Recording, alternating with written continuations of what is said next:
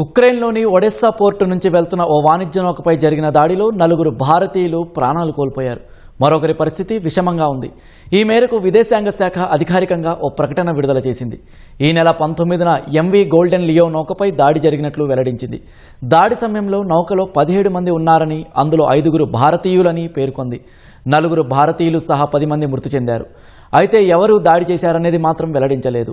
ప్రస్తుత పరిస్థితిని ఉక్రెయిన్లోని భారత రాయబార కార్యాలయం నిశితంగా పరిశీలిస్తోందని, బాధితుల కుటుంబాలకు అన్ని విధాలా సహకరిస్తుందని విదేశాంగ శాఖ తెలిపింది. ప్రాణాలు కోల్పోయిన వారి కుటుంబ సభ్యులకు సానుభూతి తెలిపింది.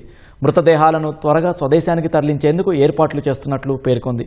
వాణిజ్య నౌకలపై దాడిని కేంద్రం తీవ్రంగా ఖండించింది.